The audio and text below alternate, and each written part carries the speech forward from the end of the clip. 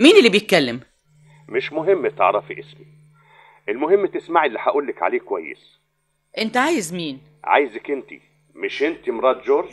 ايوه، هو جوزي اسمه جورج، لكن عارف ان جوزك مات، وانا اديتك فرصة كبيرة لغاية ما اتدفن واستريح، وافتكر بقى نتحاسب. نتحاسب على ايه؟ اخد حقي. حاكم المرحوم كان طيب وما كانش بيبخل عليا بحاجة. انا مش فاهمة حاجة. عشان كده انا عايزك تسمعيني وتحكمي العقل. عايز تقول ايه؟ عايز اقول ان المرحوم جوزك بقى كويس وعنده المال الكتير اللي حضرتك بتتمتعي بيه، والسبب انا. استني، المال ده انا السبب فيه زي ما قلتلك. ازاي؟ الحكاية ان حضرته كان على علاقة بست تانية غير حضرتك. مين هي الست دي؟ برضه مش ده المهم، المهم انه اتورط. يعني ايه اتورط؟ ارجوك توضح كلامك. يعني كان محتاج فلوس عشان يصرف على الست اللي بيحبها، عشان كده جالي وقال لي ساعدني، وساعدته عشان اريحه، ومد ايده واختلس مبلغ كبير من الشركة اللي كان بيشتغل فيها. انت كذاب. لا اسمعي بقى، انا ممكن اقفل السكة، ومعايا الدليل، ومعايا مستندات مهمة اقدمها للبوليس والنيابة وافضحه وافضحك. دليل ايه؟ بقولك مستندات مهمة تثبت ان جوزك المحترم اختلس مبلغ كبير من المال من الشركة، والحكاية ما اتكشفتش في وقتها، وقدرنا نغطيها، وكسب مبلغ صرف منه على الست التانية اللي كان بيحبها. مين هي الست دي؟ ما انت سبق وسألت السؤال ده وقلتلك ان دي اسرار ما يصحش اقولها، بس اذا ما سمعتيش كلامي هقولها وهفضحه وافضحك. طيب لو سمحت فهمني ايه اللي حصل بالظبط. انا شايف انك ست طيبة ومخلصة، وما يرضكيش تفضحي نفسك، مش كده؟ اتكلم، انت عايز ايه؟ من غير عصبية ونرفزة. ممكن اشوفك ونتكلم مع بعض؟ بقول ممكن اشوفك. جراية محترمة، انت فاكراني ايه؟ لا، انا مش ممكن حد يضحك عليا، واعرفي كويس ان بلغت البوليس مش في مصلحتك. الو الو الو الو. ده كلام فارغ، ومن المؤكد ان اللي كلمك في التليفون ده انسان وضيع وحقير كمان. ايوه، لكن ده قال لي على حاجات كتير وعارف كل حاجة عن جوزي. ما تصدقيش كلامه. لكن مين الست دي؟ ست ايه بس؟ الست اللي قال ان جوزي كان على علاقة بيها قبل ما يموت. وبعدين معاكي، وبعدين انت بالطريقة دي هتتعبي نفسك واعصابك. ده اتصل بيا امبارح مرة تانية وقال لي على اسمي واسم جوزي واسم بنتي، وقال حاجات تانية كتير قوي عن... اسمعي، انا اختك واخاف على مصلحتك، ما تفكريش في الموضوع ده خالص ونسيه كمان. وكمان في حاجة مهمة لازم تعرفيها كويس. حاجة ايه؟ ما تجيبيش سيرة خالص لحد باللي حصل. هو فعلا طلب مني ما اقولش لحد؟ افهميني، انا مش بقولك الكلام ده علشان هو اللي طلب منك كده، لا، انا بقولك كده علشان انا عارفة ان ده كلام فارغ وكذب كمان. ولو اتصل تاني اعمل ايه؟ تقفلي السكة في وشه. طب مش جايز الكلام اللي بيقوله صح ازاي بس؟ جوزك طول عمره انسان عظيم ونبيل وشريف كمان. اصل انا كنت ملاحظة ان جوزي قبل ما يموت كان مضطرب ومتضايق، وكان زي ما يكون في حاجة عايز يقولها لكن ما اتكلمش. بلاش الاوهام دي، بلاش ارجوك. انا محتارة وتعبانة.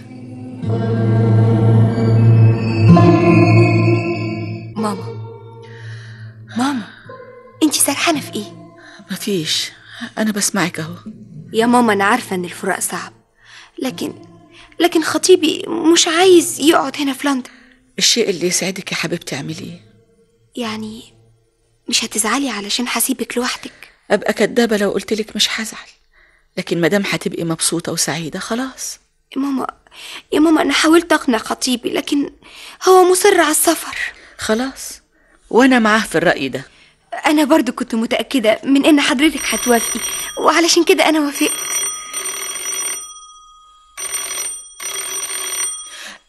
استني، ما ترديش انت، هاتي السماعة. ليه يا ماما؟ هاتي بس.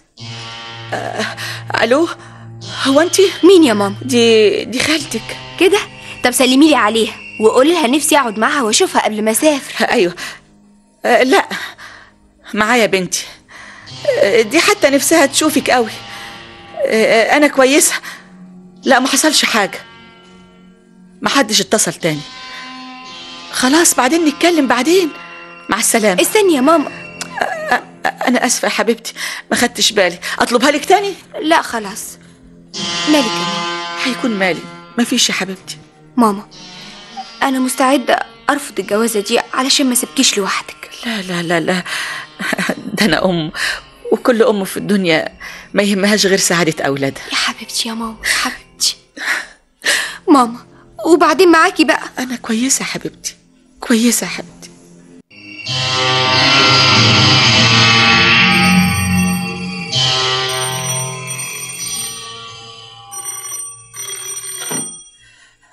الو. مساء الخير. انت؟ اختك كانت جايه عندك تعمل ايه؟ اختي؟ اسمعي، حكمي عقلك كويس، واعرفي كمان ان بنتك العروسه لسه ما سافرتش، وانا ممكن اقول لها واقول لجوزها واقلب الدنيا وافضحك. لا لا لا. قلت اسمعيني كويس.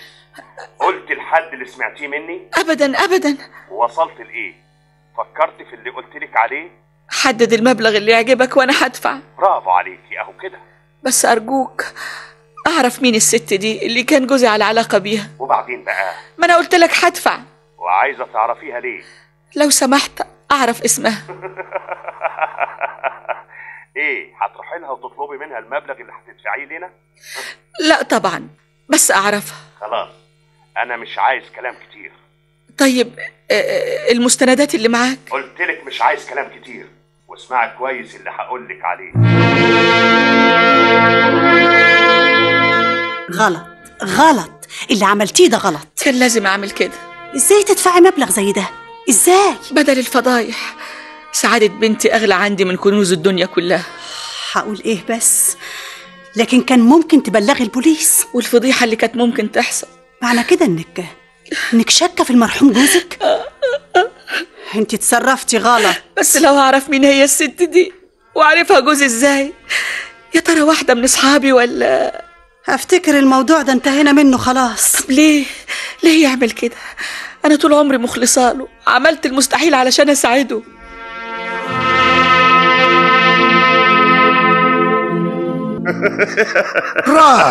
برافو عليك يا جورج. المهم الست مصرة تعرف اللي كان بيحبها جوزها.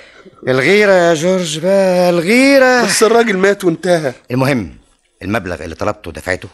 ايوه، وانا عديته بنفسي. اوعى المبلغ يكون عليه علامات معينة نيجي نصرفه ونروح في داهية. اطمن، ما هو جورج واخد باله من كل حاجة وعقله كبير. ودلوقتي ناوي على ايه يا جورج؟ هيكون ناوي على ايه؟ نستعد بقى للخبطة التانية. لا لا لا، يعني ايه؟ انت مش مستعد؟ مستعد وجاهز. امال يعني هنسكت؟ ايوه نسكت، وبلاش نتقابل اليومين دول.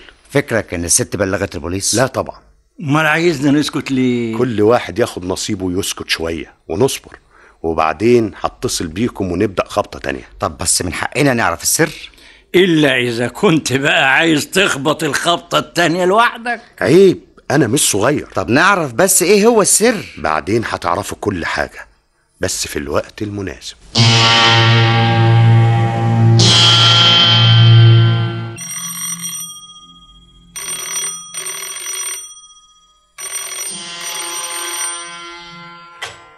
الو، مين؟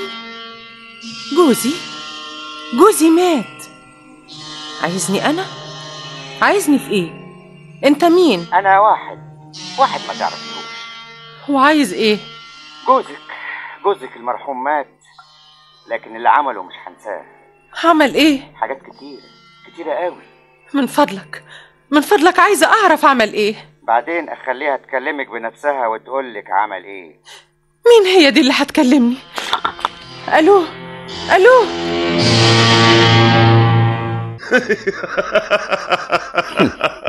برافو عليك. ورجعت اتصلت بيها تاني. وانا اتصلت بيها. منين؟ ما تخافش، انا اتصلت بيها من تليفون عمومي. وانا نفس الحكاية. المهم هي قالت ايه؟ انهارت واعصابها تعبت وعايزانا نسكت. واتفقتم معاها على ايه؟ نفس المبلغ اللي خدناه من الخبطة الاولانية. بس يا ترى هنحدد لها المكان فين؟ نفس المكان اللي قبل كده. لا ليه؟ خلي بالك انت وهو، الحكاية مش بسيطة زي ما انتم فاهمين. اطمن يا جورج، احنا تلامذتك المخلصين.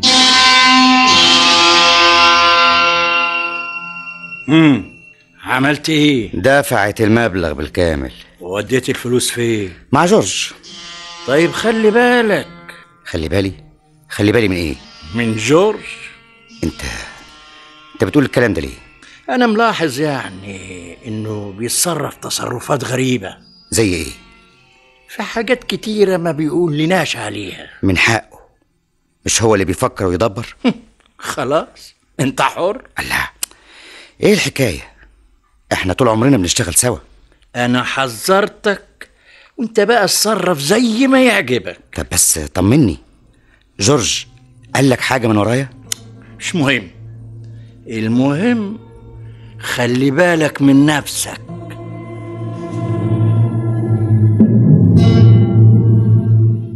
ازاي الحال دلوقتي؟ أنا كويسة. لا، انا شايفه انك مش كويسه، وانا مش مطمنه عليكي. انت ليه قافله على نفسك؟ ما بتخرجيش ليه؟ تعالي اقعدي لك كام يوم عندي. اختك كانت عندك بتعمل ايه؟ مالك؟ سرحتي في ايه؟ لا ولا حاجة، بعدين هبقى أجيلك. وبنتك اخبارها ايه؟ بعتت لي جواب ومبسوطة. وقالت ايه؟ ماما، أنا مبسوطة وسعيدة، مش ناقصني غير حاجة واحدة بس، وجودك جنبي. يا حبيبتي يا ماما، وحشتيني قوي. أنا اتكلمت مع جوزي، ما عندوش أي مانع تيجي وتقعدي معايا المدة اللي تعجبك. خلاص يا ستي، اهدي فرصة كويسة، سافري لها واقعدي معاها كام يوم بدل الوحدة اللي انت عايشة فيها دي. بعدين. طب افهم ليه بتأجلي؟ قلت لك بعدين بقى. عشان كده انا كان رأيي تبلغي البوليس من الاول وتوضعي حد للمتاعب اللي انت فيها دي. أرجوكي بلاش تتكلمي عن الموضوع ده، بلاش.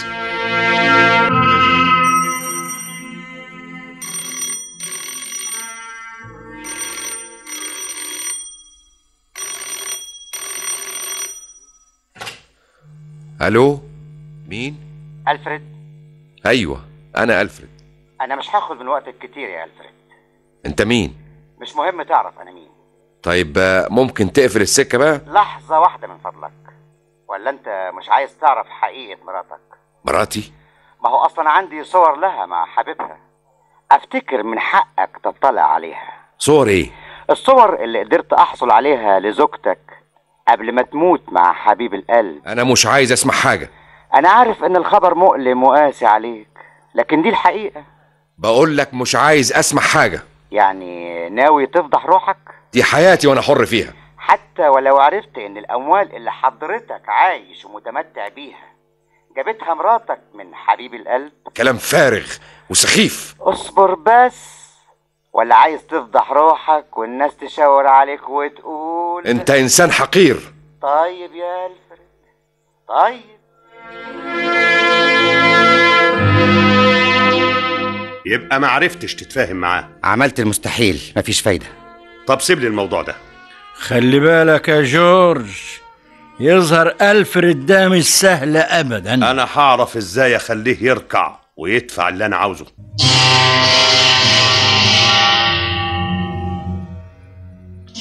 اسمه ايه اللي اتصل بيك؟ معرفش اسمه ورفض يقول لي عليه. اتصل بيك الساعة كام؟ الساعة 11 بالليل.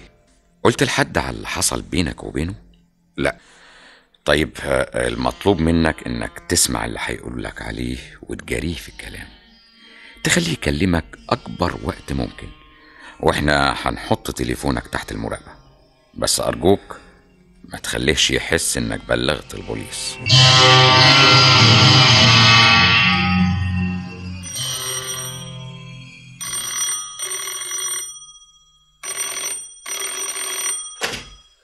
الو. افتكر انت عارف انا مين. ايوه، بس انا اسف. اصل المره اللي فاتت اضطريت اقفل السكه في وشك عشان كان عندي ضيوف. يبقى انا ظلمتك. تعال نتفاهم بقى. طلباتك. الصور معايا. انا عايزها. ومال، كل شيء وله ثمن. انا مش فاهم. لا بقى، ده انا لسه بقول عليك انسان لطيف. طيب انت عايز ايه؟ مبلغ بسيط من المال بدل الفضيحة والمشاكل. انا موافق. ممكن يعني اقابلك واخد الصور؟ مقابلة؟ لا مش ممكن مقابلة. الله، ليه مش ممكن؟ ما تضيعش الوقت. انا هحدد لك المكان اللي هتحط فيه الفلوس، وتاني يوم هتلاقي الصور في نفس المكان. ايوه بس يعني عارف اللي هتقوله، بس انا مش صغير، واللي بقول لك عليه هيحصل. طيب ممكن تحدد المكان وتحدد المبلغ المطلوب؟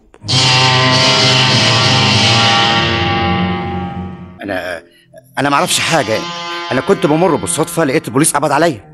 والفلوس اللي معاك جبتها منين؟ لقيتها في الارض وكنت هبلغ عنها.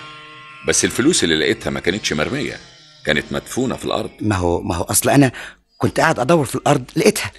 والمكالمات التليفونيه اللي عملتها لألفريد، انا ماليش دعوه. تحب اسمعك صوتك ولا اواجهك بجورج؟ جورج كذاب. وايه اللي عرفك ان جورج كذاب؟ لانه بيحقد عليا. طيب الفلوس اللي لقيناها في بيتك جبتها منين؟ بتاعتي. جبتها منين؟ من شغلي. بس انت عاطل من مده كبيره. انا كنت محوشها لما كنت بشتغل. انا ما اعرفش حاجه، انا بريء.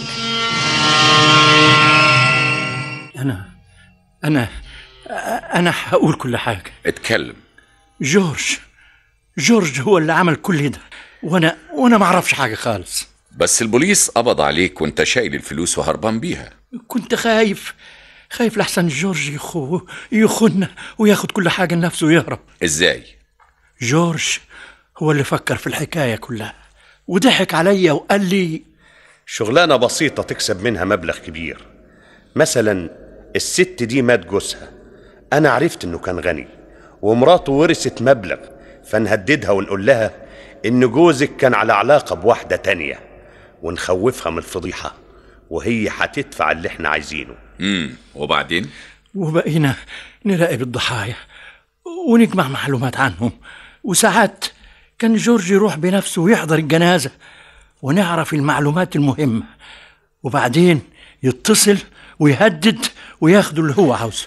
فين الصور اللي قلتم لألفريد انها معاكم؟ الصور ايه؟ ده مجرد كلام، ما حصلش ابدا ان عندنا اي مستندات او صور. متشكر جدا يا ألفريد، انت قدمت خدمة كبيرة للعدالة.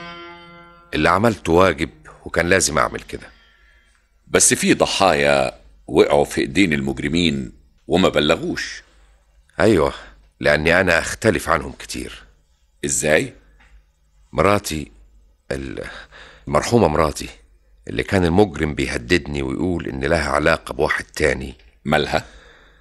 انا كنت متأكد انها ملهاش علاقة بأي حد، لانها كانت مشلولة. ايوه، وكانت قاعدة في البيت، وكانت امي معاها لغاية ما ماتت، ومش معقول يكون لها علاقة بحد على الاطلاق. يعني لو ما كانتش مراته مشلولة وقاعدة في البيت، جايز كان دفع للمجرم. لا، ألفريد راجل عظيم وعارف الواجب اللي عليه كويس.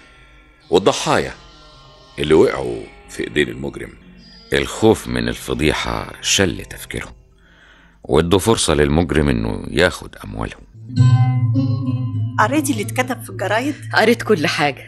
افتكر بقى لازم تتقدمي للبوليس عشان تاخدي فلوسك. طبعا ده هيحصل، بس في حاجه اكبر واعظم من الفلوس حصلت انا عليها النهارده. حاجه ايه؟ الشك اللي كان في قلبي انتهى خلاص، وعرفت ان جوزي كان مخلص لي زي انا ما كنت مخلصه له. يعني هتسافري لبنتك بقى؟ اسافر لها او ما سافرش ده شيء مش مهم، المهم ان بالي ارتاح من العذاب والشك. أغرب القضايا. قام بالتمثيل حسب سماع الأصوات سميحة أيوب، عبد العزيز غنيم، نجاة علي، إجلال زكي، أحمد زكي، عبد العزيز خرشد، عادل الطبجي، أمال سالم، كمال حسين، أحمد حسين. التسجيل فوزي جويد، علي حامد، حسين عهدي.